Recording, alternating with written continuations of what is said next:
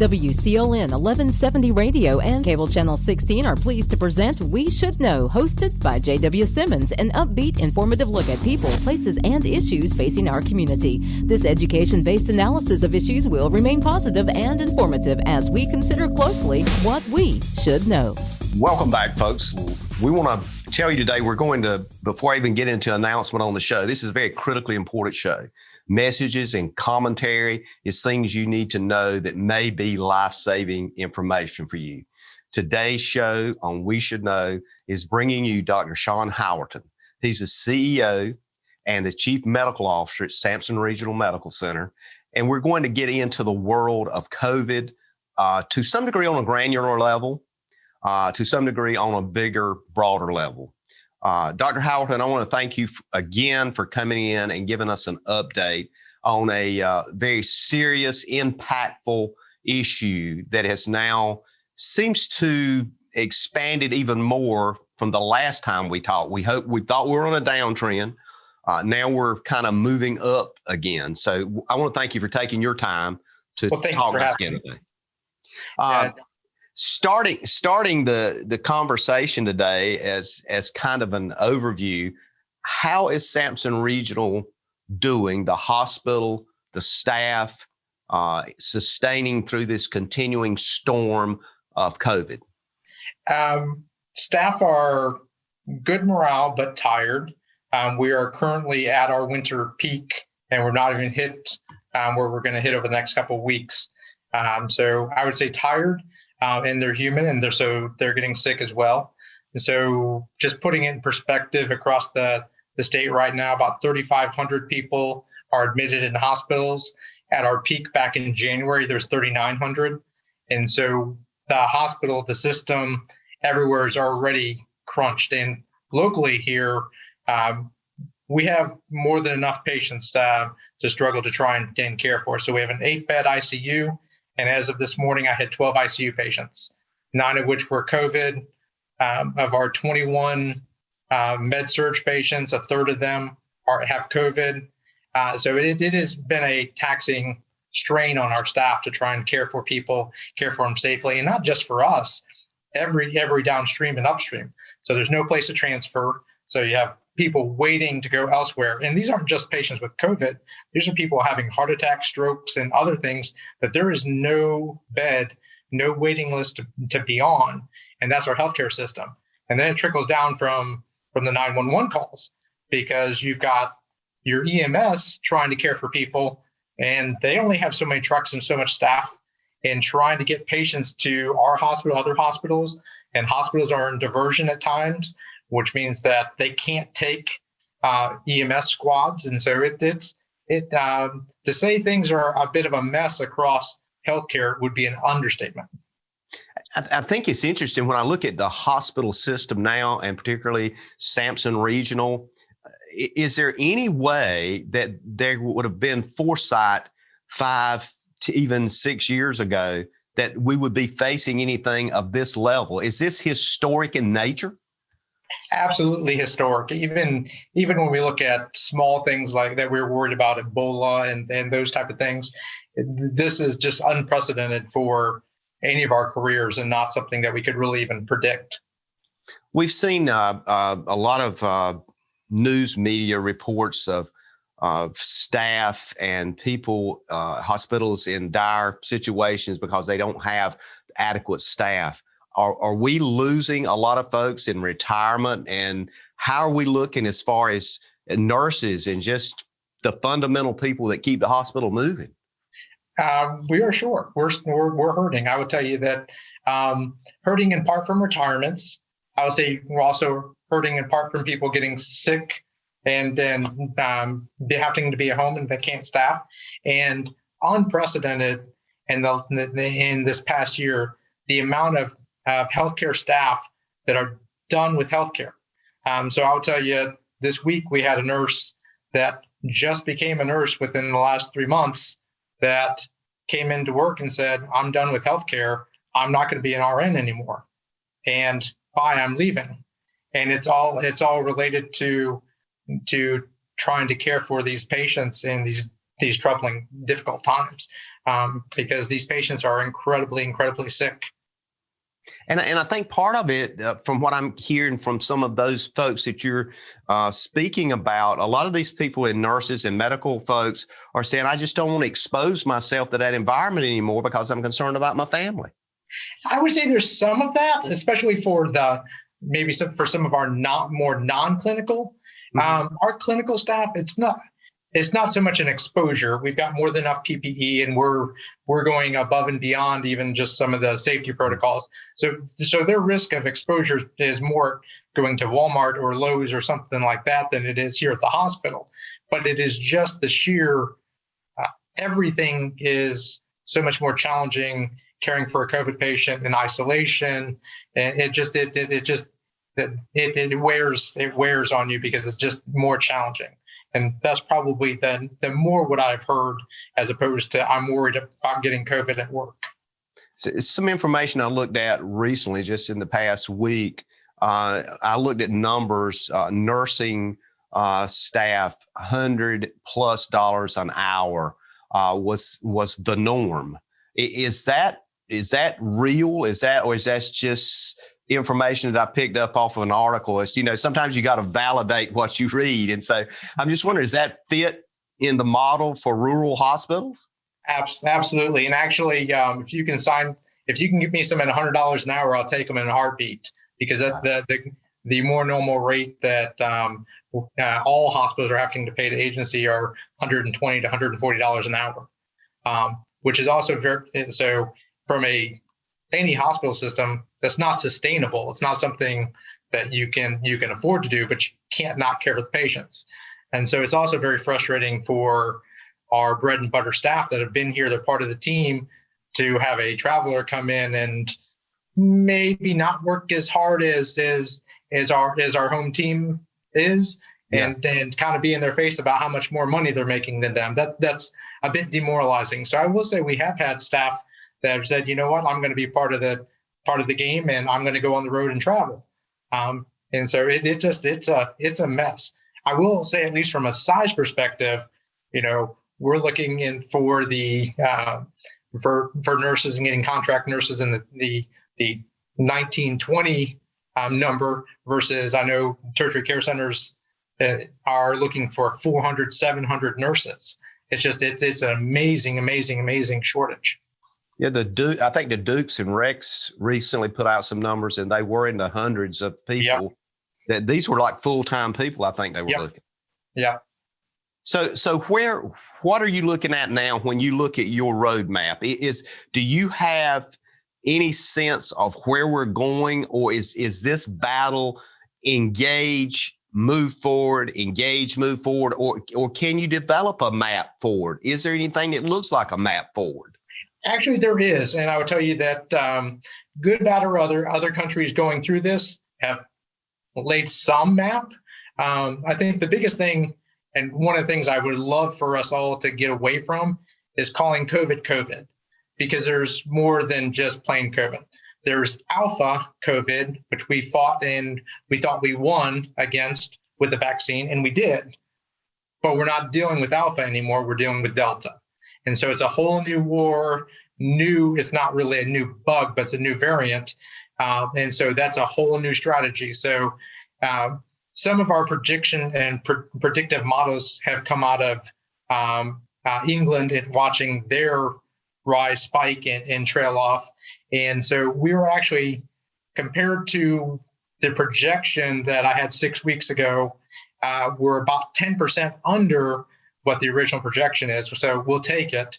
But we're still projected to continue to spike and grow over the next few weeks.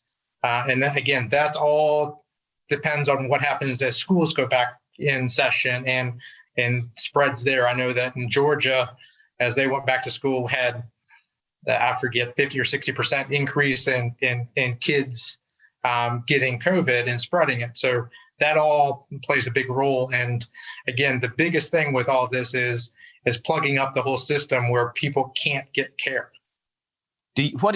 Speaking of children, it seems that with Delta, we've seen this unbelievable number of children. It's just almost a few weeks ago, we were told by CDC, if you've been vaccinated and you're 2 weeks out, you can see your grandchildren and all these kinds of things, and life is good again. Now, all of a sudden, our grandchildren now are suspect because they may be spreading, the Delta variant. So what are you seeing here with us? Are we really in that kind of situation? And that also speaks to school. Yeah, we are, unfortunately. Sad, but we've had teenagers admitted to the hospital here locally already. And Delta can spread in those that are immunized. It's unlikely that anybody that's immunized will come visiting us at the hospital or die. But unlike Alpha, Delta has a small percentage chance of spreading and into the vaccinated, and usually very minor symptoms. But that keeps that cycle going and that spread going, which is probably the more concerning part. But yeah, we're definitely seeing that, and again, it's all related to Delta. But you don't see now in your pediatric section or in your ICU, do you have a lot of children in that recovery mode now, or is that not happening at Sampson Regional? No, we're having some teenagers here. Luckily, not for long, and luckily, I don't think we've had any bad outcomes from that at this point. But definitely more than I would ever hope or want to see. Do you anticipate as school opens this week and for the next 2 or 3 weeks that you'll start seeing a spike in those numbers? Yeah. Right now, the number one population, and again, that changes by day, but the growth is in that 12 to 25 age range. We're going to take a break here, and we're going to come back. When we come back, I want to kind of dig a little bit deeper into some of these things you're seeing, and also kind of get a sense on some of your predictabilities as we move forward. Ladies and gentlemen, stay tuned. We're talking with Dr. Shawn Howerton, the CEO of Sampson Regional Medical Center, right here in Clinton, North Carolina, about things that you may need to know related to COVID and something called Delta. Experiencing slow internet? If you have a fast internet package, the problem is most likely your wireless router. With more devices using Wi-Fi, your wireless router may not be able to deliver the speed and coverage you need. We now have the leading solution to enhance your internet experience. Using small devices in a mesh network, these Wi-Fi appliances cover just about any size home so that all your devices can operate to their fullest potential. Whole home Wi-Fi from Star Communications. Get the most out of your internet connection. Ladies and gentlemen, welcome back. We Should Know's on there. I want to thank you for being with us today. We're talking about COVID. We're talking with Dr. Shawn Howerton, CEO, CMO, Sampson Regional Medical Center. And unfortunately, Dr. Howerton, when I kind of did that introduction then, it was almost, I was kind of apologetic. And part of that reason for doing that, the number of people I've talked to, it's like they are so tired of hearing about COVID. And you can't not hear about it because you're living it and everything around it is affecting everybody's life. Yeah, and you're spot on. Every facet of everyone's life is affected in some form or fashion with COVID. And from a population that's not healthcare related and doesn't see these patients and doesn't see the outcomes and talk with the families, they're tired. They're 18 months into this and changing everything. Kids going to school, graduations, weddings. It is touching, affecting everybody. The difference is for my staff, they do that at home, and then they come in and they hold the hand of somebody dying and watch people suffocate with COVID and trying to care for them in the best way that they can, just for a very terrible disease that just is fairly unspeakable. Some of the language we're hearing and some of the information we're getting from the national level is, and I'm just kind of testing this from your sense as a scientist, it appears that we may be into mid-2022 before we can see daylight. And that's given the reality that we don't all of a sudden see another variant come up. Is this a complete change for many people? Complete change of their life for the rest of their life? I think it will be for the foreseeable future. I will say that I would have hoped by that time next year, this time next year, things would be more normal. And I think as long as we were dealing with Alpha, I really think they would have. But now we're with Delta, and if we can get past Delta and calm it down, I think we've got a chance for a bit more normalcy and normal life again, whatever that means. Mm-hmm. But again, that's all meaning that we slow down the spread, that we're not dealing with whatever next Greek alphabet variant that we have, because again, at a certain point, it's going to mutate enough that the vaccine is not going to be effective against it. And then we're starting all over in some form or fashion. So the more that we can keep this under wraps and put out the fire now, the better we will be. We've heard the phrase a lot, herd immunity. Define for us what that means to you as a hospital administrator, as a family person, as somebody that's got a clinic in the community. What are we supposed to digest to understand herd immunity? It's almost like, well, let's just let it run its course, and so many people are going to die, and finally it'll take its course. Is that not, just help us understand how we are supposed to define that? Sure. So herd immunity is, just think about a herd of cattle. So if you have one cow in that herd that has a germ or has a susceptibility to get a germ, and everybody else is immune, that cow is safe because there's nobody that's going to give them the germ. And so without going into statistics and things that I'm still trying to hopefully forget one day, a lot of how well a vaccine works is based on the incidence and prevalence of the disease within the population. So if you think about your vaccine, I'm vaccinated. Every time I'm coming in contact with somebody that has COVID and I'm not masked and I'm otherwise, I am testing my vaccine. I'm giving it its full test. Well, statistically, if I'm testing it once a day versus if I'm testing it 75 times a day, because I'm running into 75 people that have it, eventually the statistics are going to wear out. And that's where you're really seeing these breakthrough infections, is how well a vaccine works is also relevant to how many people are infected in the community that you're being exposed in. And that's really hard to understand. But if you think of it from the standpoint that if I'm vaccinated and everybody else is vaccinated around you and you're not vaccinated and you're susceptible, you're not, if we're all protected, congratulations, you're protected now too, because we've got you enveloped in our little bubble. I would tell you a good example of that is chickenpox. I guarantee you've had exposure to chickenpox when you were younger. I've seen more chickenpox when I was in second grade and had the chickenpox than I have as a physician. And where I see it as a physician throughout my career is those that are from foreign exchange students or somebody coming from another country, because we have so little of the chickenpox virus going around because childhood kids are immunized against it. So even the kids that don't get their immunizations, they're pretty safe from getting chickenpox because the virus isn't here spreading because everybody else is vaccinated. Does that resiliency, you mentioned chickenpox, does that resiliency last with things like chickenpox, polio, just go down the list of things that historically we've seen, degrade societies?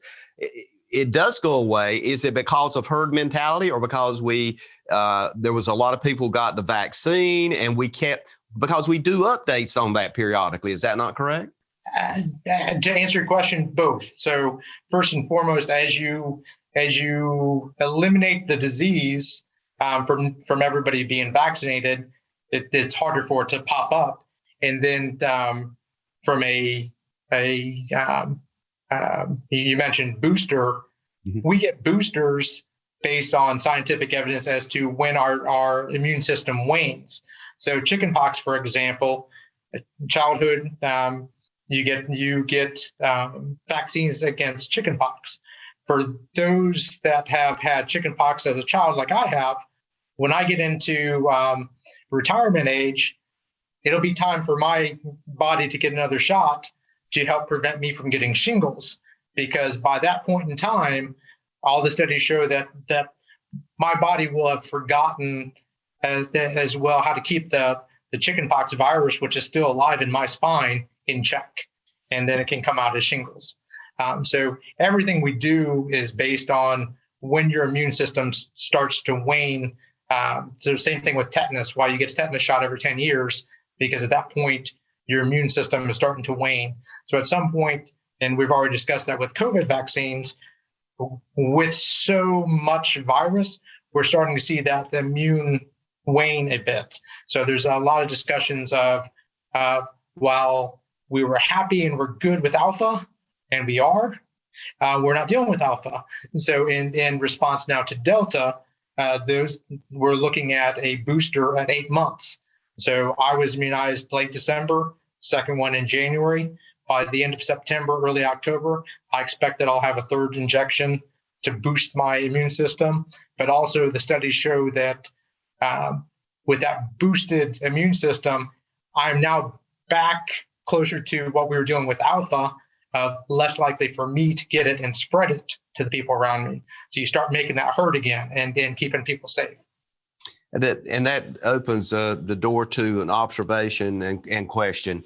Some folks now are talking about medical professionals and their ability to sustain their job, and they should have the vaccine. They should participate in making sure they're not sick. And this is a very slippery slope. And talking with a number of people before the interview today, and I try to have a civil conversation with people when I'm talking about it, because it can get very divisive.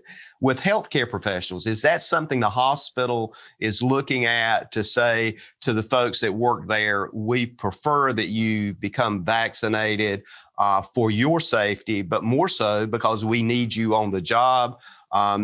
Is that being approached softly? Is it being approached aggressively? Is there pushback? Just kind of give us a sense where you're at with that. Sure. Yeah, actually, all the above. So I will say that we announced yesterday that we are adding COVID-19 vaccination to our required vaccines. So I think one thing that's very lost in all discussion is every hospital has required vaccines. Flu, Hep B, a litany of vaccines that are required to work in the hospital. So from that, Pfizer vaccine is FDA approved. We're now in a position that it is a requirement and to protect the staff member, help keep them out in work or not at home sick. But again, we all come to work for the patients. And we've had patients, and I've talked with other hospital systems that they don't want to be cared for by people that aren't vaccinated, because they're terrified of hospitals and terrified that they're going to get COVID at a hospital. And so from that perspective, we need to be in a position that we can reassure them that we're doing everything we can, including taking our own vaccines to keep them safe and protect them. So the professionals, you look at registered nurses and folks that's been through the technical training and skills to support not only doctors, but the medical profession. You would think that would be a relatively easy needle to move forward, but you do have some pretty adamant folks that are not interested in moving forward with that. How do you deal with that in the sense of educating people that's already supposed to be educated? Does that make sense? Yep. We got about 30 seconds on that one. We can't go over to the next segment with it. So go ahead. I will tell you, you're truthfully, the biggest thing with that is kind of what I've done my whole career is trying to undo what grandma said, because we get taught a lot of things by grandma, and grandma wasn't always right.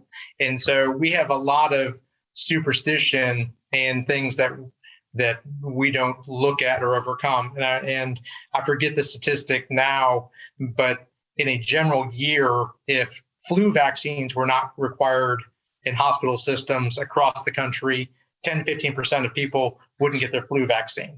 So COVID's not going to be that dissimilar. We're going to take a quick break and we'll be back. Ladies and gentlemen, stay tuned. We're talking with Dr. Shawn Howerton, CEO, CMO, Sampson Regional Medical Center. We'll be back in one moment. At home or away, knowing who is at your door is priceless. Star Communications is here to help with its doorbell security camera by Skybell. Live viewing and two-way audio equips you with the ability to always see and greet anyone that shows up at your door. If this is the kind of confidence you are looking for, call Star Communications today at 1-800-706-6538 to learn more about this intelligent security that you can always depend on.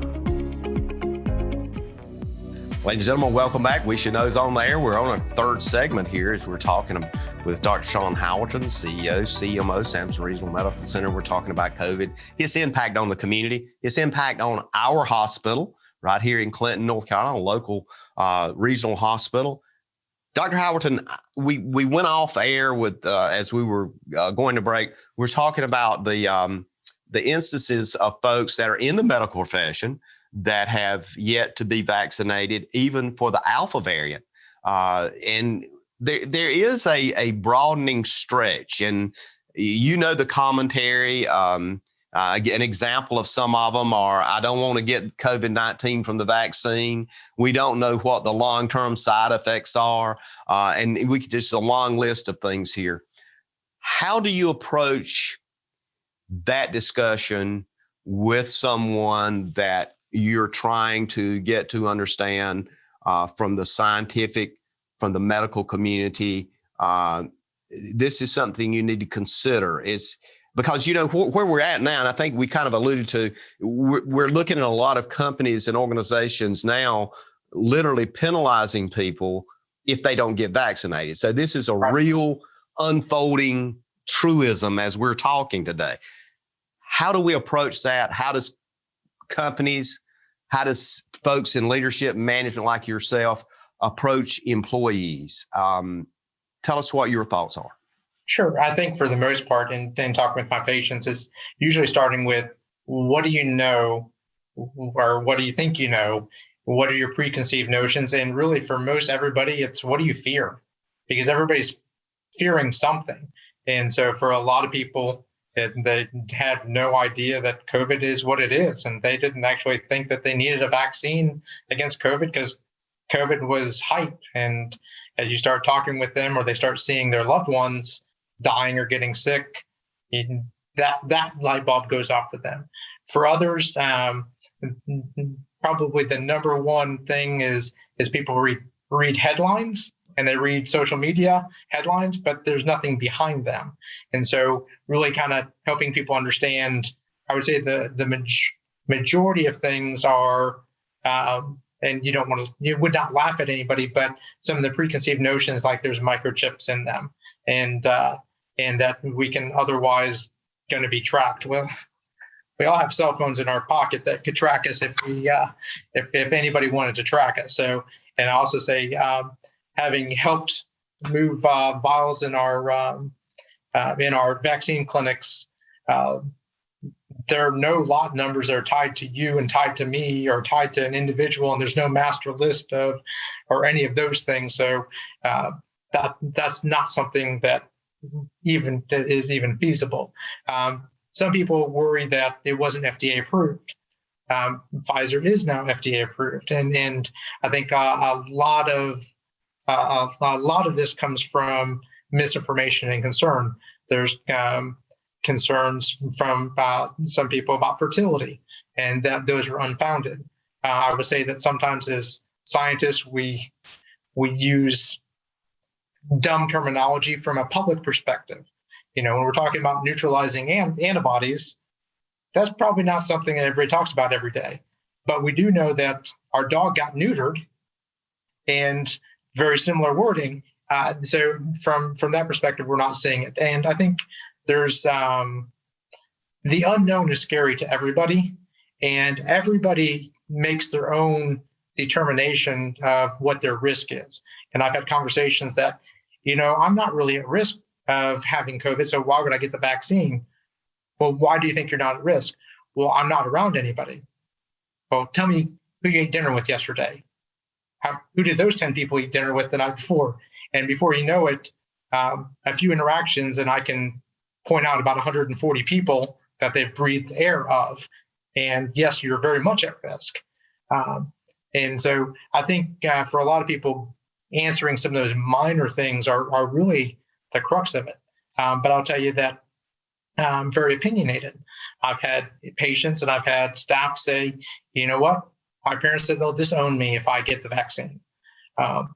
Things that I've never seen in my career. Why would somebody disown a family member over trying to protect the community and protect themselves? So there's a lot of misinformation from that perspective. And so really starting down with what is it that you're worried about? What is that you're concerned? And then building from there. One article I indicated that there seemed to be a distrust with government. The idea that somehow government is trying to get involved in this, and certainly if you look at the tax code and everything, you might think, well, maybe there's something to that. I don't know if it's somebody that's tied up, you're not paying enough taxes or something. Right. But in reality, is it also a sense that there's some, at least not complete reliance on the healthcare profession? Most of my responses has been check with your doctor and just follow what your doctor says. But oftentimes that's not enough. So I'm wondering if folks have some concern with their health providers. Well, I would say that sometimes people don't ask questions they know the answer to. So I've had that conversation with people before of, have you talked to your doctor? No, because I know what they're going to tell me. Okay, well, how you would trust your doctor to save your life in any other circumstances. Why would you not trust their opinion now? And from a government conspiracy theory side, I guess we just need to decide who the conspirators are, because we've had both current president and former president that are vaccinated, both of which helped with the vaccine rollout. And so, different parties. Yep, different parties, different everything. And so unless there's a third party that none of us know of in the mix of this, there is no big conspiracy between rolling out the vaccine, and all of those leaders are very much for the vaccine, regardless of who's in office. One theory seemed to hold up until the Delta variant, and the comment was, I'm young and healthy, so I don't need to get a vaccine. The Delta variant seems to have exploded that reality. At the same time, those same younger people, which is a lot of people when you're talking to me, those same younger people will look at you, and I know that they'd like to have $100 bill. When the government is saying we'll give you $100 to get the shot, they still don't get the shot. Right. So there's something compelling here that I seem to be missing, and I'm wondering in the research, is there some narrative that's missing the point here? Probably, and I would say for having had lots of these discussions with colleagues, I think that there's a lot more people, especially in our community, that don't have a personal relationship with a physician. So that they may have seen a doctor 2 years ago, they may have seen one a year and a half ago, but they don't have a family doctor that has cared for them for 15 years, that has been through their wars of their health, to have conversations with them. So from a young and healthy perspective, yes, much less likely to be in the hospital and would not question that. But doesn't mean that you're not going to spread it to a loved one that's going to be here, or a grandparent or someone else that is going to be here clogging up the works. While you may be young and healthy, doesn't prevent you being young and healthy from getting in a motor vehicle accident and needing to be brought to the ER. And we're full. We'll take care of you, but you're now competing with everybody else that is here in front of you with COVID. And that's probably the biggest fear. And from a hospital healthcare system is being overrun, and we're there. And so, and again, young and healthy don't always make the best decisions. Reality of it, because they're fortunate enough not to get away with a few of their 9 lives, I guess, if you will. So that's a harder group in any circumstance to try and get, even in a good year, to get the flu vaccine or to get some of their other vaccines. Yeah, I can remember vividly young and the healthy part, but particularly the young part. And you're exactly right. Not some of the best decisions definitely happened during that period. and the resiliency and the sense that, you were impermeable to any kind of problem, like jumping out of barn doors or whatever, you could always land on your feet, but it's not a reality. Well, and I will say I turned 46 this month, and it seems like every decade the definition of young and old changes for me. And so I think that's a very true. But I would say from who's getting hospitalized now, back this winter when we were dealing primarily with alpha, the average age of somebody being hospitalized was in their 60s. In June, it was down to age 46. And as of August, or as of the second week in August, the average age for somebody being hospitalized is 44. So it is continuing to drop. The records, I think, and the research as we look at this does revolve around not only, as you pointed out, an opinion, but the movement of an unfounded opinion. So then the obvious question would be, how much does social media have to do with that? And how do we convince folks to decipher between a social media platform and the analytical, factual platform, i.e. your family doctor or something of that nature? So we can start that discussion now if you'd like, because we got about 30 seconds here before we go to break. So I'll let you start that, and then we'll go to break in about 15 seconds then. Well, I think it's a very hard one to deal with, because the devil's in the details, and you actually have to go to a reputable source, and you don't have to cite a reputable source when you're sharing things on the internet. We're going to take a break, and we'll be back in a moment. Ladies and gentlemen, stay tuned. We're talking with Dr. Shawn Howerton, CEO, Sampson Regional Medical Center, about COVID, about what's happening now, kind of an update for you. We're back in a moment. To get the most out of your electronic devices, you need a strong internet connection and a protected home Wi-Fi network. You need high-speed internet from Star. Star has the fastest, most affordable high-speed internet service available for all your devices. We have no long-term contracts or high-pressure sales. Our service speaks for itself, and switching is hassle-free. We take care of everything with free installation from a local company. High-speed internet from Star. Internet at the speed of life. Ladies and gentlemen, welcome back. Thanks for being with us. The name of the show is We Should Know. Our email address is weshouldknowedu@gmail.com. weshouldknowedu@gmail.com. Our address for postcards, letters, comments, Post Office Box 1482, Clinton, North Carolina. That's 28328. Just send it to We Should Know or WSK, Post Office Box 1482, Clinton, North Carolina. And we look forward to continuing to hearing from you. We're talking with Dr. Shawn Howerton, Sampson Regional Medical Center, CEO, CMO, medical doctor. Dr. Howerton, we've covered a lot of ground. This is the last segment. I want to kind of segue, and you've always been so complimentary and allowing me to kind of meander around the field of whatever questions. But in the COVID world, one of the things I'm often hearing is a couple of things that tie back to vaccination, particularly as it relates to folks that say, well, I was vaccinated, or I heard of somebody that was vaccinated, and now all of a sudden I got COVID.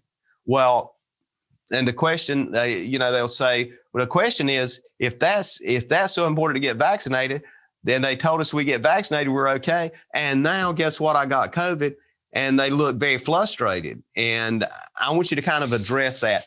There's no, from what I can understand, this thing that says, if you get vaccinated, you'll never have COVID, but maybe I'm wrong. Let's talk about that. And no vaccine that we have is perfect. So even if you go with the one that most people have had at some point, your flu vaccine, you take your flu vaccine, most people take it because they think it means they will not get the flu. And that's not really why we take it. It means for most people, if you're otherwise reasonably healthy, it means you're not going to die from the flu. So you may get the flu, you may get a very mild case. And so for COVID is no different. I would say that actually for Alpha, the vaccine works incredibly well. I think 96% efficacious, which is significantly even better than the flu vaccine. But again, we're not dealing with Alpha, we're now dealing with Delta, and that has dropped to 80 in the 80s%. And again, that's all relative to how much COVID is around you. So if you take 100 people and you expose them all enough over and over and over and over, and they're vaccinated, statistically, a percentage of those are going to fail their vaccine. And so if it's 80% effective, there is that 20% that eventually may wear out. And so out of 100 people or 1,000 people, 10,000 people, that small percent can become pretty big. But those are people that are not going to be in my hospital, not going to be dying from COVID. They're going to have a very mild case at home, and they're not clogging up the system, and they're not preventing heart attacks and strokes and motor vehicle accidents from possibly getting care while we're dealing with COVID patients. Somebody that's had vaccinated, just to follow up on that statement, and they end up with COVID, they're at home. How long should they have symptoms of COVID? Would it be 2 weeks, 3 weeks? If it goes over that, what should they do? That kind of thing. Sure. So the what we're seeing on average is around a week. But antivirus, and we've all had thousands of them. Antivirus can make us have a cough for 3 to 4 weeks. We all think that we should be perfect within 7 days, but so COVID is no different. And again, less likely to have prolonged effects from COVID if you're vaccinated. The unvaccinated, I've got patients that are having severe side effects a year after having COVID that were perfectly healthy, ran 10 miles, and they can't do that now. Heard this. I want to get this you to address this. Is that this is a commentary that's floating around out there, kind of like the variant, I guess. But oftentimes folks will say, "Well, this is a money maker for hospitals. So anybody that gets sick, no matter what their problem is, they end up in the hospital. They check that block COVID because they get federal money." Just speak to that, if you will. I know you know where I'm coming from here. So put us like a fast food restaurant. We're the fast food restaurant that's begging you not to come buy from us right now. So from that perspective, every hospital system is working together, competitors to try and keep people out of the hospital, not begging you to come in. If we're begging you to come in, we'd be saying, don't get vaccinated. Don't just go meander, go have a nice big party, and we'll see you next week. That's not what we want or need.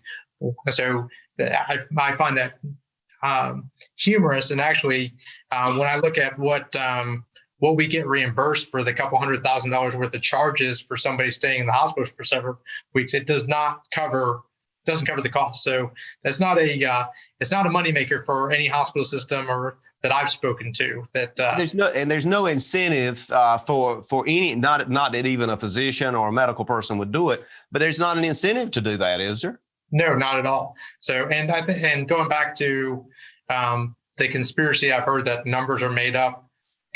As of this morning, we had 15 patients in the hospital with COVID, 9 in the ICU, 7 on the floor.